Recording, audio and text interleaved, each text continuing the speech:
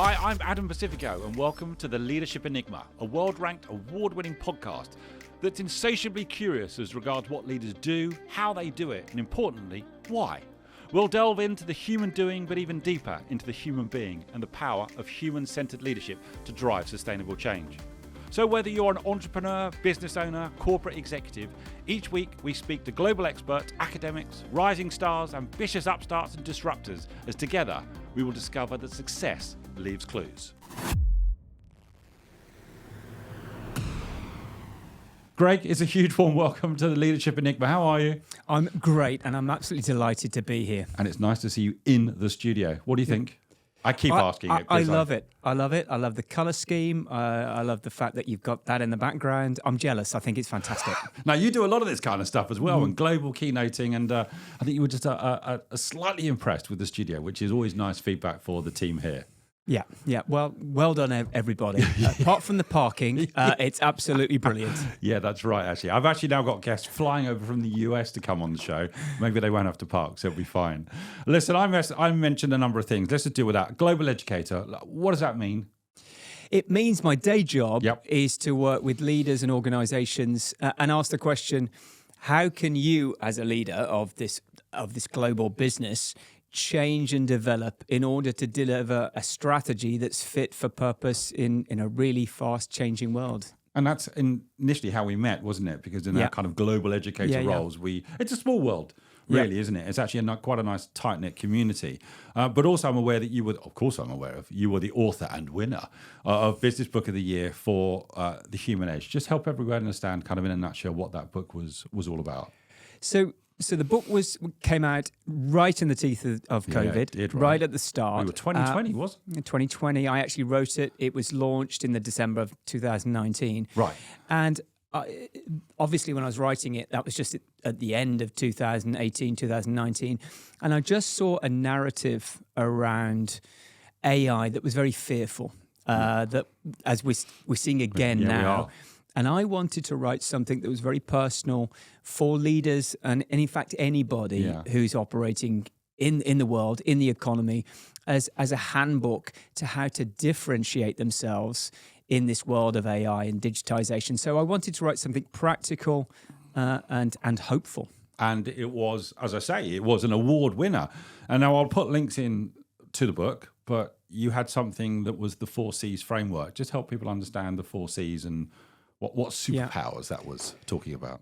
So in the book, I set myself the challenge of thinking of what are the platform skills that AI can't replicate, that differentiates us. Because the thing is, if you challenge AI, especially as it's developed since I wrote the book, we'll come on to that. On its own ground, you're going to lose. Mm-hmm. So how can you become more, not less human in a world of machines? So that was consciousness, which is finding meaning and vision and a sense of purpose in your work.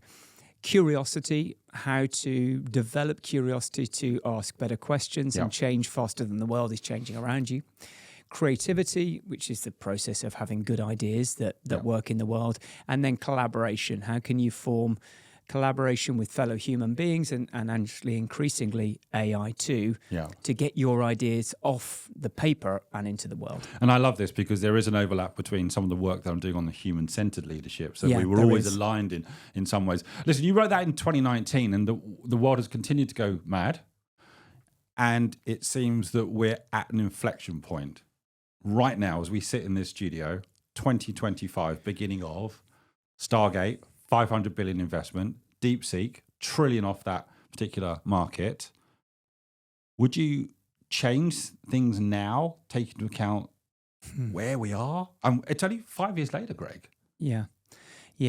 What's amazing about the book is I thought things were frothy and full of hype, and it was in the headlines in 2020, and now it's 3-4 times that because before Deepseek and before the Stargate, we had ChatGPT, which changed the world. That's which we're all believe using. it or not, Adam. I was looking at before I came on the show. ChatGPT, the first one that went public, was only made public less than 800 days ago. So things have moved very, very fast. Would I change anything? I think the essential message of the book still stands, which is don't be fearful as an individual. Try to educate yourself, try to engage, try to build up your own human skills and potential. What has changed is I might add certain things that I've thought about since that I'd add a few skills in, such as decision making. Right. I think that has become huge because when you're working with AI, as I do every day now, I think a lot of us have made it part of our daily work process. You have to make decisions based on what the AI is serving you. I'd also put, which is kind of in there, but it's not central, the ability to connect with fellow human beings and influence other people and understand psychology and get your ideas across.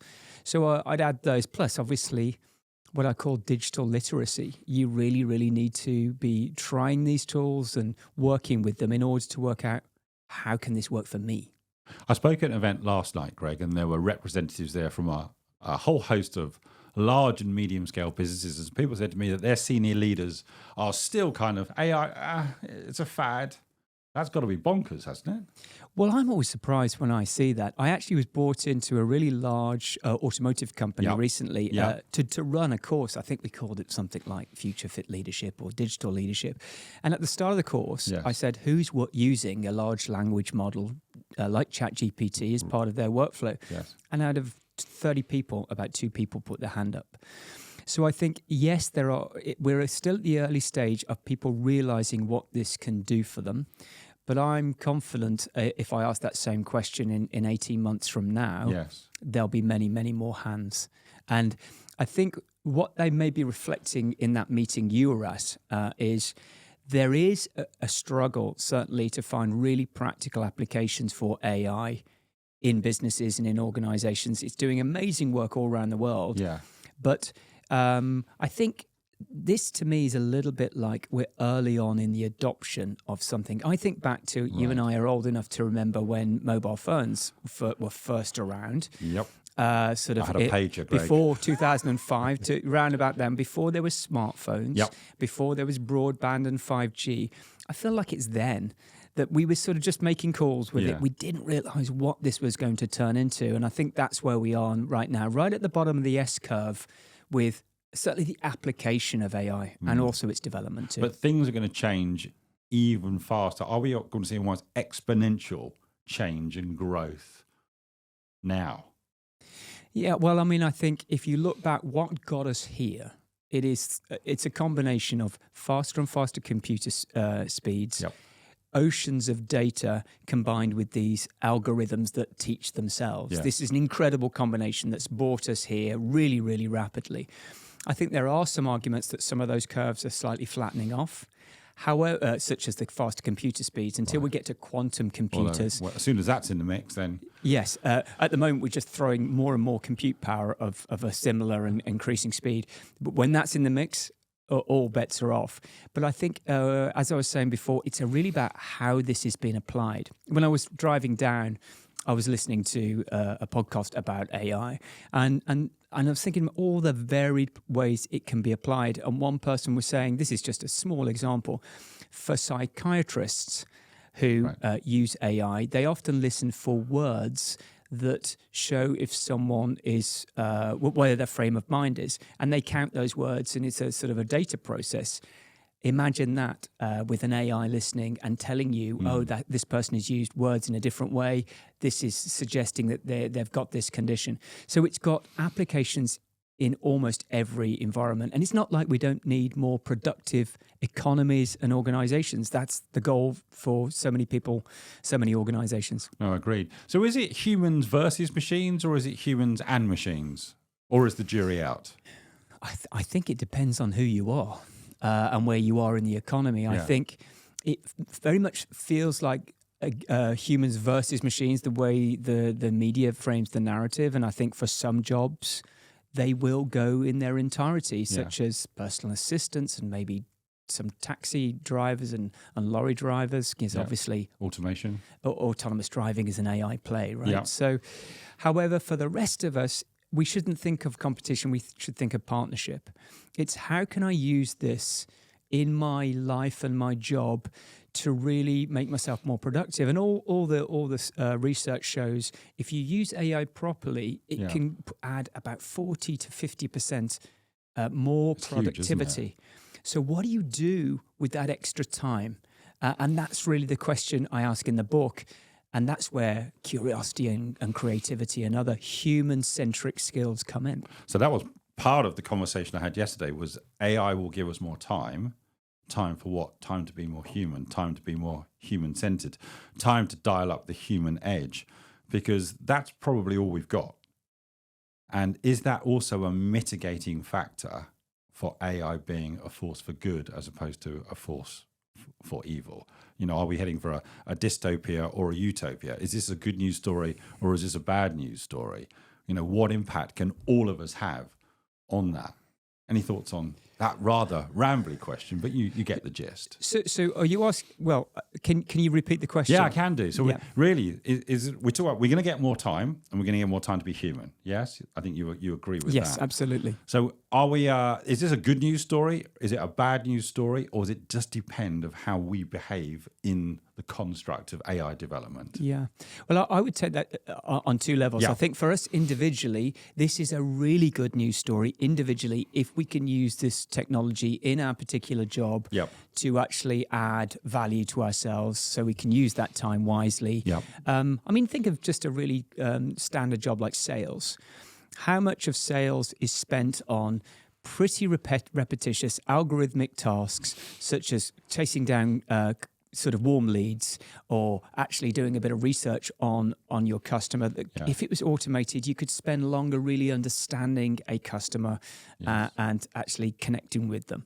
So that's on that level. I think for society, of course, it's a good and a bad news story. It's both. It's paradoxical. Yes. With a huge technology, you get good outcomes and bad outcomes. It's like, the first technology, fire. Fire can warm us or it can burn down the house. It has the power to do both. And that's around policy, how it's applied. So don't get me wrong, I am really excited about AI and I'm no technophobe, but I have real concerns about AI's impact on society, particularly in its application to misinformation, undermining democracy, its applications in war. There are a lot of things to be worried about, but there are also equally a lot of things to be extremely excited about. I had a read of Mo Goddard's book, who was at Google, and he wrote Scary Smart. And he said that AI has historically been used for one of four things. I think he said it was killing, spying, gambling, and selling. When you put it such bluntly, you kind of take a sharp breath in and think that's probably right, isn't it? So let's hope that it can be used as a force for good. Are you finding that you are using AI more and more now? I know you're searching for ways of doing that, but do you find that you're naturally doing it, or are you having to be a little deliberate still about how you embrace it? Well, I mean, like everyone else, I'm experimenting. Yep. So I got a subscription to ChatGPT 4 about 6 months ago. And so that's about $20 a month. I was going to ask. Something like that. Okay, yeah. So, and I find I use it every day now. So effectively, obviously, my job is to write, to create content, and also to create courses. And so I use it in conjunction with Google. So on Google, I mean, we've all used Google for 15, 20 years to search out information, but you get a different response from AI, then you don't just get a bunch of links. You get its truth. Now, obviously, a synthesized. Yeah, we know about hallucinations, so you have to take that with a massive pinch of salt. Yeah. This is not an autopilot; it's a co-pilot. So I use it for that, and then I mean, I've been like you. I've been an educator for 20 years now, more. So I'm considered to be a real expert at putting together agendas and creating content. And yet, what's amazing to me is, if I ask a particular question to ChatGPT 4, it gives me ideas that I just missed. And so it's like having a critical friend, someone, a coach, to say, well, have you thought of this? Because, of course, it's gone out into the world and searched the internet and a billion data points, and there will be things that I don't know about how to use a good question or how to engage an audience at a particular moment in an education scenario that even an expert doesn't know. But the one thing we should all bear in mind is it's got all that knowledge, but it doesn't have our experience. So you and I have real experience of being in the room. We know what works with humans and we know what doesn't work. So it can suggest all these things, but we need to make the decisions about what actually then happens. Right. And that's where it can be really, really powerful. It just, I can do things in 40 minutes that might have taken me 3 or 4 hours. And it's a huge productivity tool, isn't it? Because all we've got is time, right? So it keeps coming back, it keeps coming back and consolidating this point. We're going to get more time, but what are we going to do with that time? Yeah. We're going to be, we're going to leverage the human age. We're going to be more human-centered. We're going to create more connection and meaning with each other. That's what we know. That is our kind of focal point. Let me ask you some other questions, because you've talked about how it helps you in creativity. So tell me a little bit about your thoughts of AI and creativity. Well, I think that's really interesting because as it's got better and better over the last 5 years, one of the central parts of the book is creativity is one of the skills that it is more difficult for AI to do, and that's why you should lean into it. So I started thinking, wow, did I get this really wrong? Yeah. Because we all know about AI creativity now. It's done everything from writing scripts to creating adverts to, we've seen all the pictures and the films it can do everything that we can do. But as we've said before, I think it's becoming part of the process for creative people. And so it can accelerate what do creative people do? They pull in lots of information, then they synthesize it, and then they come out with different outcomes. So everyone from entrepreneurs through to creative chemists, through to artists of all kinds. Yes. So I think it can be used as a very, very powerful creative tool. And, let's talk about cheese, right? Let's talk about cheese, right? So in the book, I use a metaphor or an analogy for AI in that AI, when it's trying to be creative and creating these images that we see, what it's done is go out into the world and dragged in all this data, and then it's a little bit like sweeping up a load of cheese pairings. Yeah. And then what it does, it presses it up into its own reality and then gives you a slice of the cheese. Now, the cheese that it's offering you is originally made by people, by human beings. So it's just processed it for you in a different way. So I think there's still a huge role for human beings in actually asking the next question, right, in pushing what's next, and also looking and judging quality, because a lot of the quality that's still coming out of these models is quite low in creative terms. Okay. Let me ask you some questions, again, in relation to this kind of context for AI. One of the things that is being said is we can't stop the development of AI, and that would seem right, wouldn't it? Especially with everything now going on and on a national and an international level. The race is on. We can't stop this, can we? Well, we can't. And I guess to a certain extent, if you take some of the real dire predictions off the table for a moment, why would we? It's a huge... we live in the UK. The UK needs more productivity. So I know a lot of your viewers and listeners are in the US. The US economy needs that too. So why would we? But technology of all types, if you think about printing, if you think about nuclear weapons, if you think about the automotive industry, it's always proliferated. That is the point. It spreads outwards. I think a good analogy is nuclear weapons. Now, there was an attempt to confine nuclear weapons to some companies, to some countries rather, yes, and that to a greater and lesser extent has succeeded. But the reality is, unlike nuclear weapons, AI, large language models, are already all out there in open source. The Deepseek thing that came out this week, yes, they not only created this hugely disruptive new model, they published the way they did it. So the knowledge is out there. This genie is not going back in the bottle. No, it's not. And it can't. And so we have to come to terms with it on all these levels we've started to discuss, which is individually, which is really what the book's about, in organizations, at the country level, and then internationally too. Well, we're going to come back to some of those points. So we really can't put the genie back in the bottle. I think we agree on that. I think everyone would say that. The second point that I want us to think about is They call it the point of singularity, where it gets to the point that it's now more intelligent than humans. And I've just recently heard the date of 2027 now banded about, which is only 2 years away. Any thoughts in relation to what happens when this all does become super intelligent? Well, that's right. I mean, people who are cleverer and more informed than I was just listening to the CEO of Anthropic, one of the really big companies in that. He's saying 2027. So let's just distinguish here between artificial general intelligence, which is generally intelligent like we are. So ChatGPT 4 is great as single question.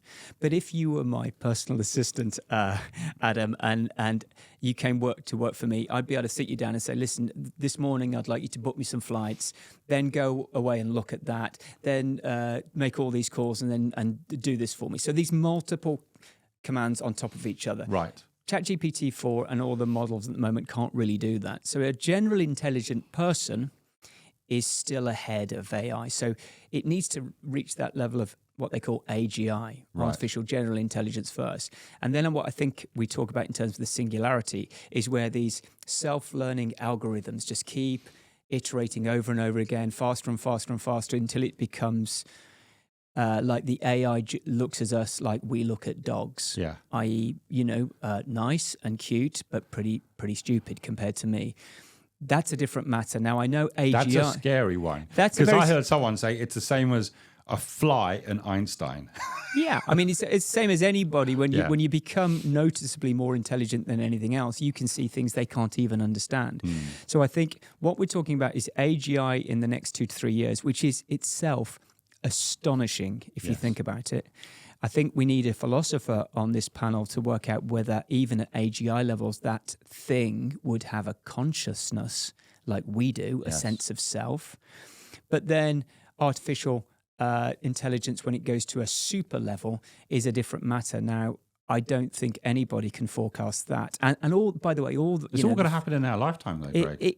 You would think so. I would be surprised as long as we live that long. But, I'm not writing this off just as long as we get off this off this desk. But I'd say in maybe 10, 15 years we'll have the latter. We're still going to be knocking around. And that's where all these signatories like Elon Musk, who are very, very worried about it, are very worried, because once you've got something that's way more intelligent than us, then we're in a situation where we don't know if it will try and solve for a problem that actually it might have the best intentions, but solving for a problem like CO2 emissions, it might decide actually the best way to solve for that problem is to get rid of all humans. See, that, I'm going to just pause, because that's a fascinating point, and actually something I posed yesterday which got a couple of gasps, where I actually put on the screen, I said, if you asked a super intelligent being, how could you stop wars, global warming, exploitation, crime, poverty? What would be the answer to that? All of them university said it would be get rid of humans. And I said, there lies the problem. So that's the bit that I think scares me, Greg. Yeah. That is that the obvious answer to a super intelligent being in relation to eradicating all of these issues? It's a very simple answer. Yeah.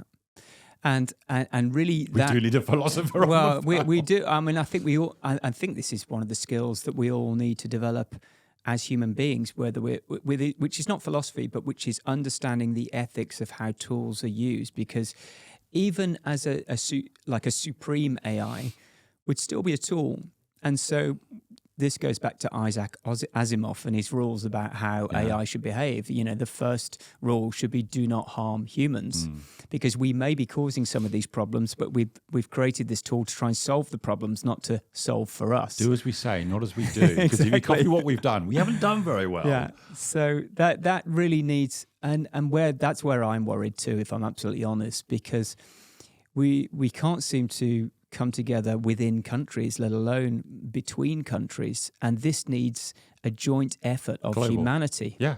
It's not wrong, is it, for us to use the word humanity in the context of this conversation? Yeah. Well, I don't think so, because this is a fundamental, what economists call a general purpose technology. General purpose technologies like the car, like electricity, like steam, have always changed the game. And I think going back to the people that you mentioned at the start, the people who are saying, oh, well, what's the big deal? Yes. I think that's a little bit like someone saying, what's the big deal about electricity at the start of the 60-year process, which took that long for electricity really, really to truly automate all factories. That's where we are. Okay, but it's not going to take 60 years. No, I think everything's... so if it's 60 years back then, which is approximately 100 years ago, I think we're talking about 15 years from now. But I do think it's going to be huge, and it's going to change. It's like the hockey stick, isn't it? Yeah, it's going to change like 80% of the wage of 80% of jobs in the economy. I mean, I'm plucking that figure out the air, but that's supported by a lot of what I've read. And so when it says change, it doesn't mean eradicate. It means you have to do your job differently. Yeah. And that's what the imperative of the human edge is, to say, well, if I've got to do my job differently, if school isn't finished for me, even if I've only got 5-6 years of my career left, how can I develop myself, and how can I understand this technology more in order to benefit from it? Okay. There's another point that I want to talk about, and that in this process, we're going to get things wrong. A, because we're human, and B, there's going to be some element which is nefarious, which is mischievous. How on earth do we operate in that environment, knowing that this tool, with the strength that it has, is going to be used for nefarious purposes without a shadow of a doubt? Yeah. How on earth do we operate in that context? Well, I think, I don't know, because I'm not a social change expert or an economist. I always tend to go to what's our responsibility as individuals. That's what I'm interested in. If we start there, because this is a program about leadership. Yes. I think we have to understand, one of the things we need to do is really burrow down on how can we be better judges of what's true and what's not, because that's one of the first things that are happening. Yeah. I mean, there's lots of bad things that can happen with AI, but the industrialization of misinformation and actually intentional disinformation means we need to have better detectors of falsehood than ever before. We need to be more careful about using social media, which itself is an AI tool, to disseminate information ourselves. And we need to hone our abilities to make truly ethical decisions about each other and what we're doing in the workplace and elsewhere. This comes back, doesn't it, to that it's human behavior, human values, and human ethics. There's a real spotlight on those at the moment, isn't there? Yeah. Yeah, well, I mean, it's not surprising that your podcast has been so successful. And you were telling me, so, I mean, it's great to be on here. I know a lot of people listen to this now. I think one of the reasons is not just because it's got a cool name, but because thank you very much. No problem. Underneath it, you're trying to get at what is this human-centric leadership. Yeah. And it's one of the reasons my career and the book has done well as well. Yeah. Is because there's huge interest in it for a reason, because it's the obvious place we all have to go, slightly ironically, in a world of machines. We have to rediscover this in our workplaces. It's not like they're perfect places. We know from all the engagement scores, engagement in a lot of global organizations which I work with is very low. It's likely to get lower for a while because I think people are so fearful of AI and all the changes it's pushing. It's pushing and aiding and abetting these interdependent trends, such as new generations in the workplace, such as the digitization of all services, which is supported by AI, but not directly always linked to it. So change is now a constant. And we've been saying that for a long time. I think at least 15, 20 years, I've been part of that conversation at London Business School and now elsewhere. But I think it's genuinely accelerating in faster and faster. And so that really calls upon us to pause and think and be curious about what we can be in this world. I want this to be an episode of hope. In fact, I said that last night in this presentation. I suddenly found myself that this was quite a doom and gloom presentation. And I said, hang on, no, this has got to be one of hope. So this is one of hope. As you say, artificial intelligence and humanity, what is possible? What's the art of the possible? It's almost beyond our imagination at the moment. So help me with the work you're doing in leadership now with individual leaders. So anyone watching or listening to this might be a leader a small, medium, or large organization, what's the kind of thing that those leaders should be thinking about in the world that we're operating in right now in 2025? So it's a great question, and I think that's being posed more and more, certainly by the large organizations that I generally deal with, which is they're asking the question, which is, let's start really simple, because as you say, not many people are putting their hands up that they even understand the basics of this, which is just literally there are large language models, some of which are built into the software that you're already using, Copilot, for example. How are you using it? So my advice to those leaders in the very, very basic, and I've just designed... get them off the starting grid. Yeah, just take the first step, is to go and experiment with this stuff. Beyond just asking it to make you a funny picture, or just asking it some questions like you do with Google. Spend a bit of time with it, maybe even do a course on just basically how to use it. I'll give you a for instance, and this is, just by experimentation, when we were organizing this conversation, I started thinking about what I've said before, and being a man of a certain age, I can't remember exactly everything I even put in the book. Welcome to the team. So I started thinking, well, what are the normal questions? And then, of course, what I did is ask ChatGPT, pretend you're Adam Pacifico of the famous podcast, The Leadership Enigma, and ask the questions you think he would ask. And it did that. Is that what you did? Yeah, I did, yeah. Oh, fascinating. So that augmented what I was already... of course, I've written a book on it, right? So I should be able to sustain a 45-minute conversation, but I thought that was interesting. And then I had a bit of a brainwave. I thought, well, okay, pretend you're Greg Orme and answer Adam's questions. And then I reviewed because I write a Forbes column and my book's out there. It's drawing on all that. And it was really interesting, a lot of which, not surprisingly, was quite familiar. Did we have to even turn up then? No, possibly not. We could just make the whole thing redundant. So I guess, where do we go from this? We were trying to say, how do you experiment? But that was an example of an experiment. Right. So that's one level, which is prepare yourself. By that experiment. Yeah, it was quite interesting, and it helped me prepare. Okay. And you could do that for a job interview. You could do that for a conversation with your boss. You could do it for anything. That's fascinating.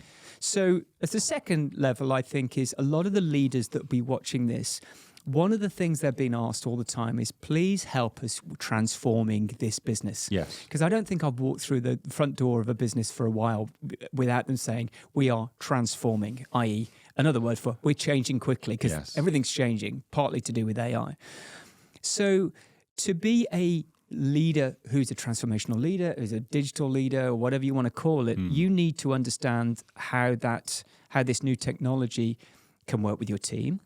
And at the same time, you need to get ideas from your team to innovate. So you need to become an expert facilitator of creative conversations to create the new ideas, to put the technology into practice, to innovate as fast as the world is changing. Right. So the skills you're needing of curiosity and creativity, you can't mandate these. You can't just turn up and say to other people, I want you to be more creative and curious today, please, and I'll pay you a bit more money. It doesn't work like that. Yeah. People have to be intrinsically motivated to want to do this. So you need to... I always say to leaders nowadays, I think you've got a more nuanced and sophisticated and challenging job than any leaders in organizational history, because you're being asked to do things and be things rather than just tell people things. I love that. That puts leadership at a different level. Let me pose something to you that was asked of me yesterday. And you talk about the 4 C's, and I talk about human-centered leadership, and these are deeply human and positive attributes. And some people might look to other leaders who are not that way inclined, but who are still deeply successful. I'm not even going to mention who those leaders are, because we all have in our mind's eye who that might be, where it is more toxic, it is more command and control, it is more rah, but they still deliver results. So the question is, why should people gravitate towards the 4 C's and human-centered leadership when you could still be almost the complete alter ego of it and still drive results? I just thought that was a fascinating question that was asked to me yesterday, and I just want to get your thoughts in it. And I'll share some of the thoughts that I've had as well, because it's an interesting one, because there are still people out there who are globally recognized, who some will deem as highly successful, which they are, but they're not human edge or human-centered leaders. Yeah. Absolutely. Listen, I think that's a brilliant observation, and let me try and build on it. I think it's a really tricky one, because I think for 20 years we've been developing a model of organizational leadership in organizations that's about empowering other people, being humble, being a lifelong learner, all these kind of things, and that sounds kind of warm and cuddly, right? But my view is leadership isn't cookie cutter. Everybody does it in their own way. And I mean, let's take an example. So Elon Musk, right now, let's just put aside his political shenanigans, but let's just look at his record with SpaceX and Tesla. You wouldn't call him a cuddly kind of guy. He has what in the Walter Isaacson autobiography, he calls them his demon mode moments, where he absolutely focuses down on a problem. And let's be honest, people will point to that particular individual and say, well, isn't that almost the antithesis of what it is you and I might be saying? Well, they said the same about Steve Jobs, because a lot of anecdotal evidence shows that Steve Jobs was at times a pretty unpleasant individual. But I guess, to me, the point I'm trying to make is Musk and Jobs manifest in a different way. They turn up, they are disruptive, almost dangerous characters, visionaries. But underneath, they are encouraging, certainly in parts of their businesses, curiosity and innovation. In fact, they are demanding it. And Musk's uncompromising approach is based on the idea, he just asks the question because he's in manufacturing, which is, you can do anything but break the laws of physics. Now go and do it. So it's a different way to throw the ball to other people. But I would argue, even allowing for his rather dictatorial and directorial approach in some ways, he does leave a space to get people innovating in his companies. And so it just depends on how you come at it. But the essential idea that we all need to innovate, and you need a team to do that.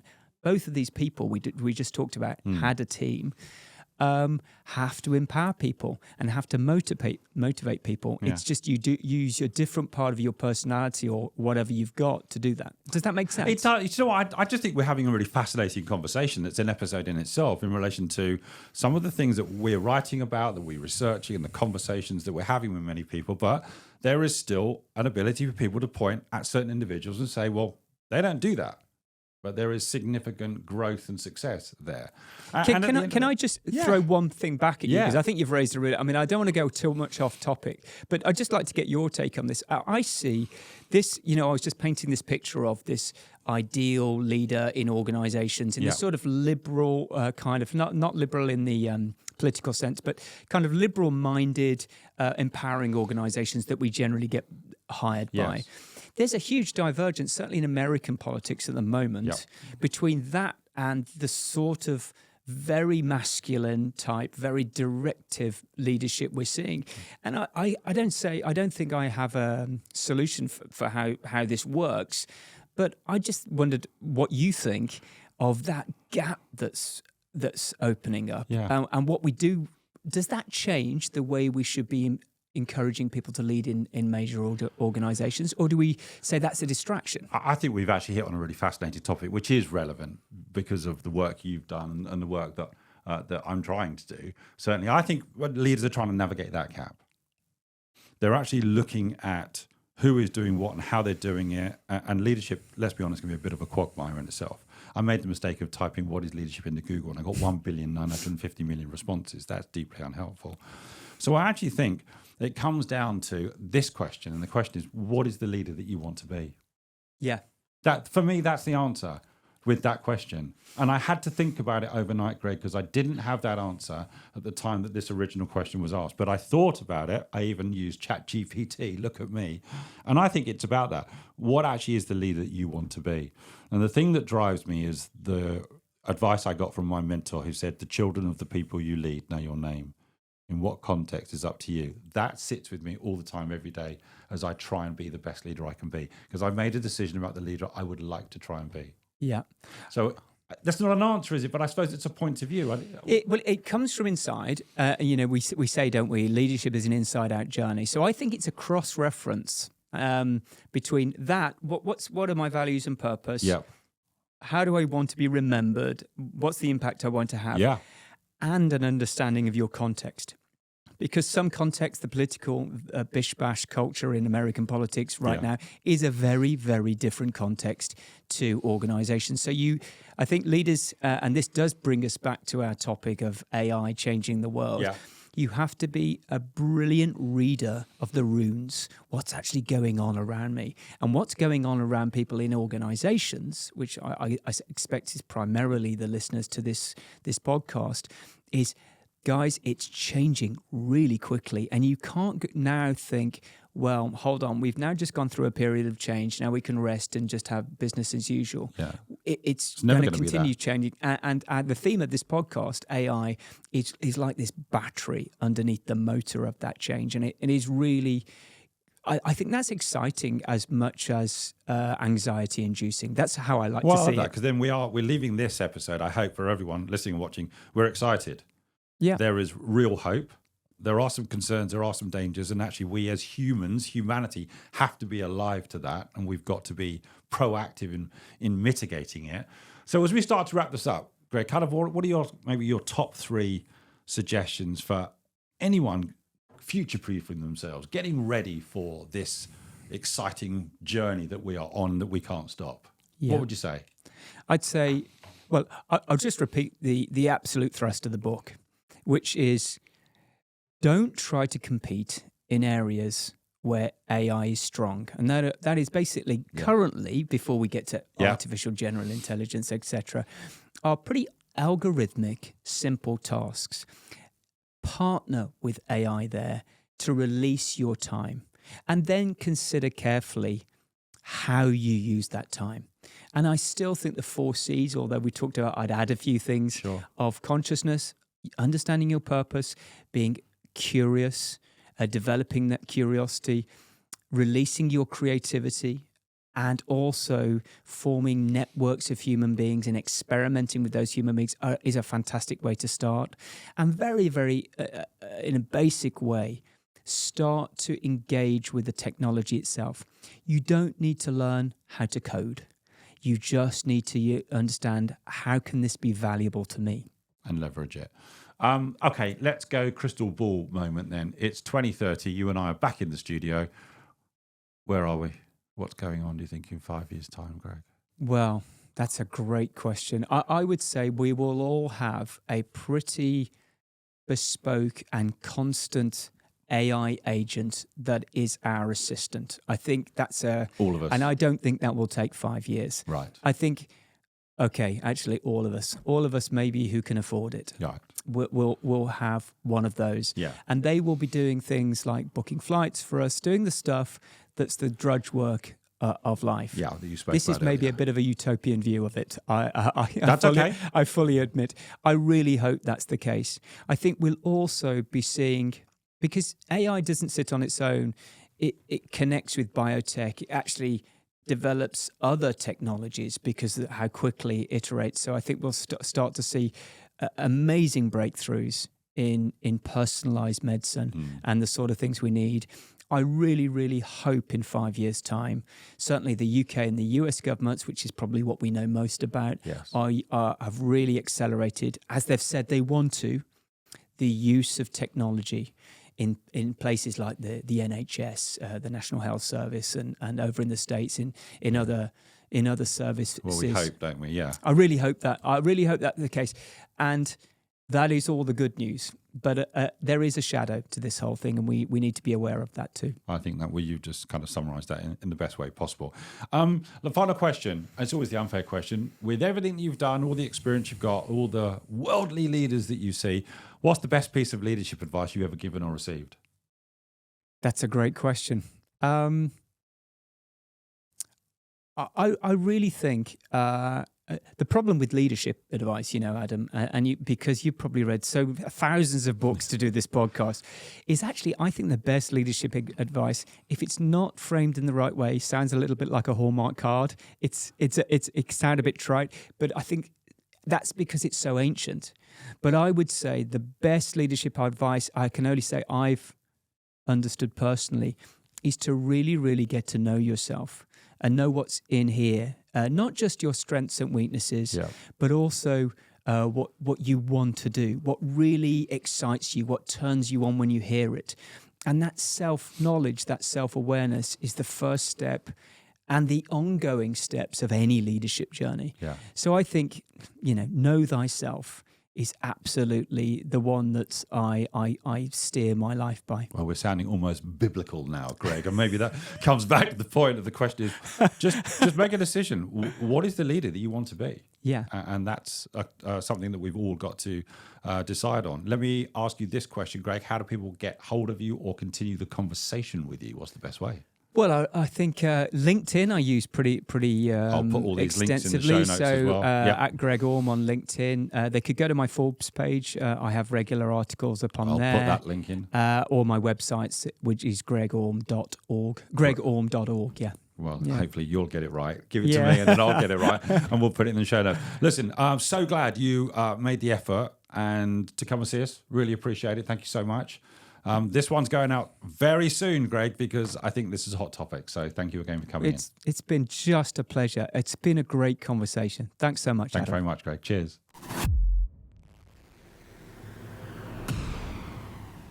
Join us again next week for more curiosity and insight with the Leadership Enigma. We'd love to hear your comments on today's show as well as suggestions for future topics and guests. Get in touch with me on LinkedIn or visit us at www.leadersenigma.com. Don't forget to rate, review and subscribe on all your major podcast platforms and on our dedicated YouTube channel. Thanks again for joining the community.